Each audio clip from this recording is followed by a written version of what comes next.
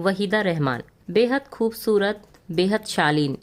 50 के दशक के मध्य में करियर शुरू करने वाली वहीदा रहमान ने हीरोइन के तौर पर सालों तक लोगों के दिलों पर राज किया। करियर के आखिरी दौर में फिल्मों में इन्होंने मां के रोल बड़ी खूबसूरती से निभाए। जहां दिग्गज फिल्मकार गुरुदत्त के साथ इनकी जोड़ी दर्शकों को खूब पसंद आई, तो वहीं देवानंद, दिलीप कुमार, राजेश खन्ना और अमिताभ बच्चन जैसे सुपरस्टार्स के साथ भी इनकी केमिस्ट्री को दर्शकों ने खूब सराहा। तो नमस्कार, स्वागत है आपका आपके अपने चैनल बॉलीवुड गॉसिप में। आज बात करेंगे legendary Indian actress Waheeda Rehman की। वहीदा रहमान के बारे में आज बहुत कुछ हम और आप जानेंगे। वहीदा रहमान का जन्म 3 फरवरी 1938 को तमिलनाडु के चेंगलापेट में हुआ था। इनके पिता का नाम मोहम्मद अब्दुल रहमान था और वो ब्रिटिश इंडिया में सिविल सर्वेंट थे, जबकि इनकी मां मुमताज बेगम एक हाउसवाइफ थी।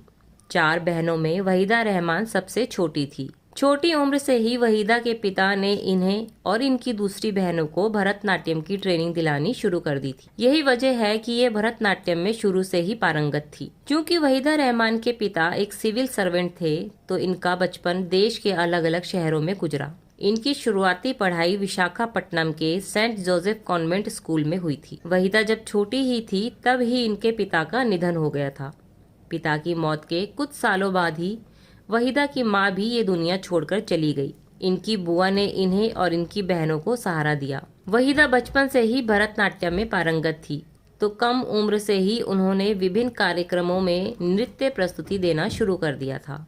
कहा तो ये भी जाता है कि एक दफा वहीदा रहमान ने किसी बड़े ब्रिटिश अधिकारी के सामने भी भरतनाट्यम किया था। अंग्रेज अधिकारी के सामने दी गई उस परफॉर्मेंस ने वहीदा को बेहद मशहूर कर दिया। दक्षिण भारतीय फिल्म इंडस्ट्री से वहीदा को फिल्मों के ऑफर भी आने लगे। पहली दफा साल 1955 में तेलुगु फिल्म रोजोलू माराई में इन्होंने एक डांस परफॉर्मेंस दी। इसी साल जया सिम्हा नाम की एक और तेलुगु फिल्म में इन्होंने राजकुमारी पद्मिनी का रोल निभाया। इसके बाद इन्होंने 2 तमिल फिल्मों में काम किया। वहीदा की पहली फिल्म रोजुलू माराई की सक्सेस पार्टी में पहली दफा गुरुदत्त ने इन्हें देखा। ये वहीदा रहमान का डांस ही था जिसने महान फिल्मकार गुरुदत्त को इनकी तरफ आकर्षित किया था। गुरुदत्त इनके डांस से इतना प्रभावित हुए कि उन्होंने अपनी फिल्म CID में इन्हें देवानंद के अपोजिट लीड रोल में कास्ट कर लिया। अपनी पहली ही हिंदी फिल्म में वहीदा रहमान ने कमाल कर दिया। देवानंद के साथ इनकी जोड़ी को दर्शकों ने खूब सराहा। वहीदा पहली ऐसी अभिनेत्री थी जिनकी डेब्यू फिल्म को इतना ज्यादा पसंद किया गया था। अगले साल गुरुदत्त ने इन्हें अपनी फिल्म प्यासा में अपनी हीरोइन बनाया। गुलाबों के उस रोल को भी वहीदा रहमान ने बहुत संजीदगी से जिया। गुरुदत्त और वहीदा रहमान की केमिस्ट्री हर किसी को बढ़िया लगी। प्यासा सुपरहिट रही और इस फिल्म के गाने भी खूब चले।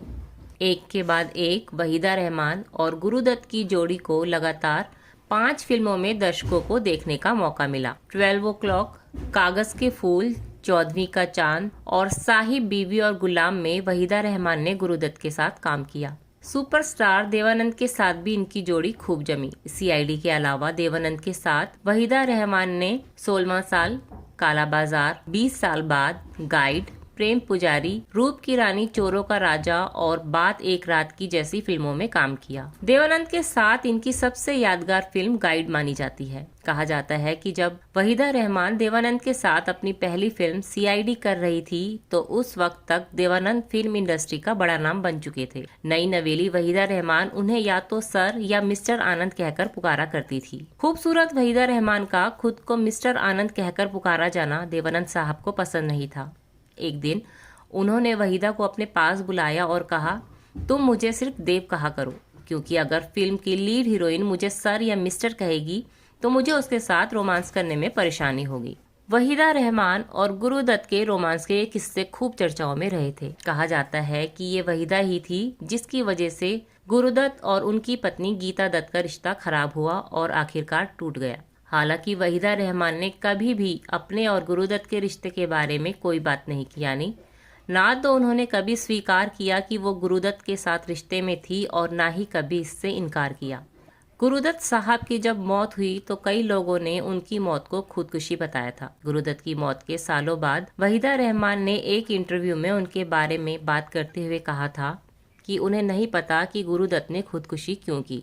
लोग कहते हैं कि अपनी फिल्म कागज के फूल फ्लॉप होने के चलते गुरुदत्त डिप्रेशन में रहते थे, लेकिन कागज के फूल के बाद तो उन्होंने 14वीं का चांद बनाई थी, जो सुपर डुपर हिट रही थी। उस इंटरव्यू में वहीदा जी ने ये भी बताया था कि गुरुदत्त साहब ने उनके साथ 3 साल का कॉन्ट्रैक्ट किया था, लेकिन इस कॉन्ट्रैक्ट में वहीदा रहमान ने ये शर्त डलवाई थी कि वो सिर्फ वही कपड़े पहनेंगी जो उन्हें पसंद आएंगे। उन पर किसी खास तरह के कपड़े पहनने का दबाव नहीं बनाया जाएगा। बकौल वहीदा, उन्होंने कभी अपने जीवन में स्लीवलेस ब्लाउज तक नहीं पहना। ऐसे में वो नहीं चाहती थी कि किसी फिल्म में डायरेक्टर उन्हें कम कपड़े पहनने के लिए उन पर दबाव बनाए। जब वहीदा रहमान गुरुदत्त से अलग हुई तो उन्होंने महान फिल्मकार सत्यजीत रे के साथ काम करना शुरू किया। सत्यजीत रे के साथ उन्होंने पहली दफा अभिजान नाम की एक बांग्ला फिल्म में काम किया था। अपने दौर के हर बड़े सुपरस्टार के साथ वहीदा रहमान ने काम किया था और इत्तेफाक की बात ये है कि हर स्टार के साथ इनकी किसी न किसी फिल्म ने सफलता हासिल जरूर की। जहां दिलीप कुमार के साथ राम और श्याम व आदमी जैसी फिल्मों में इन्होंने जबरदस्त काम किया, तो वहीं राज कपूर के साथ तीसरी कसम में इन्होंने बड़ा संजीदगी भरा अभिनय किया। सुनील दत्त हो या धर्मेंद्र, राजेश खन्ना हो या फिर अमिताभ बच्चन हो, हर सुपरस्टार के साथ इन्होंने सिल्वर स्क्रीन को शेयर किया। अपने करियर में इन्होंने लगभग 100 फिल्मों में काम किया। इनकी आखिरी फिल्म थी 2020 में रिलीज हुई आई डेजर्ट डॉल्फिन। ये एक बाइलिंगुअल फिल्म थी जिसे एक ब्रिटिश डायरेक्टर ने बनाया था। 70 का दशक वो दशक था जब इन्होंने फिल्मों में हीरोइन की जगह कैरेक्टर रोल करने शुरू किए। फिल्म फागुन में इन्होंने पहली दफा माँ का रोल किया और इनकी बेटी बनी थी जया भादुड़ी। हालांकि अपने इस रोल के लिए वहीदा रहमान को अफसोस भी हुआ, क्योंकि इसके बाद इनके पास इसी तरह के रोल आने शुरू हो गए। आखिरकार वहीदा रहमान ने फिल्मों से ब्रेक लिया और 1964 में रिलीज हुई फिल्म शगुन के अपने हीरो कमलजीत से इन्होंने शादी कर ली, जिनका असली नाम शशि रेखी था। इनके 2 बच्चे हैं, बेटा सोहेल रेखी और बेटी कश्वी रेखी। इनके दोनों बच्चे राइटर हैं। शादी के बाद इन्होंने फिल्मों में काम तो जारी रखा, लेकिन ये कुछ गिनी चुनी फिल्मों में ही नजर आती। फिर कभी कभी में ये अमिताभ बच्चन की पत्नी के रोल में दिखी और ठीक 2 साल बाद फिल्म त्रिशूल में इन्होंने अमिताभ की मां का रोल भी निभाया। 40 सालों तक लगातार फिल्मों में काम करने के बाद आखिरकार वहीदा रहमान ने साल 1991 में आई फिल्म लम्हे के बाद फिल्मों से ब्रेक ले लिया और ये अपने पति के साथ बेंगलोर शिफ्ट हो गई। लेकिन 21 नवंबर साल 2000 को इनके पति की मौत हो गई। पति की मौत के बाद ये एक बार फिर से मुंबई आ गई और इन्होंने फिर से फिल्मों में काम करना शुरू कर दिया। इनकी दूसरी पारी की पहली फिल्म थी 2002 में रिलीज हुई ओम जय जगदीश। अपनी दूसरी फिल्मी पारी में इन्होंने वाटर, मैंने गांधी को नहीं मारा, रंग दे बसंती, दिल्ली 6 और विश्व रूप जैसी फिल्मों में काम किया। इन सभी फिल्मों में वहीदा रहमान की परिपक्वता ने लोगों का दिल जीत लिया। अपने लगभग 70 साल लंबे करियर में वहीदा रहमान को एक फिल्म ठुकराए जाने का बेहद अफसोस रहा। ये फिल्म थी श्याम बेनेगल की अंकुर। हालांकि वहीदा ये भी कहती है कि शायद इसी तरह से हिंदी फिल्म इंडस्ट्री को शबाना आजमी जैसी शानदार अदाकारा भी मिलनी थी। वहीदा पैरेलल सिनेमा की बहुत बड़ी फैन रही है, इसलिए वो कहती भी हैं कि गुरुदत्त बहुत महान फिल्मकार थे, लेकिन सत्यजीत रे उनकी नजर में ज्यादा महान फिल्मकार थे। वहीदा रहमान अब 85 साल की हो चुकी है, अब वो फिल्मों में नजर नहीं आती, लेकिन आज भी वहीदा को चाहने वाले वहीदा रहमान को उतना ही प्यार करते हैं जितना कि पहले किया करते थे। तो दोस्तों, हमारे द्वारा दी जानकारी आपको कैसी लगी कमेंट बॉक्स में ज़रूर बताएं। जानकारी पसंद आए तो वीडियो को लाइक करें और चैनल को सब्सक्राइब करना ना भूलें। तो जल्दी मिलते हैं अगली ऐसे ही शानदार और दिलचस्प पेशकश के साथ। नमस्कार।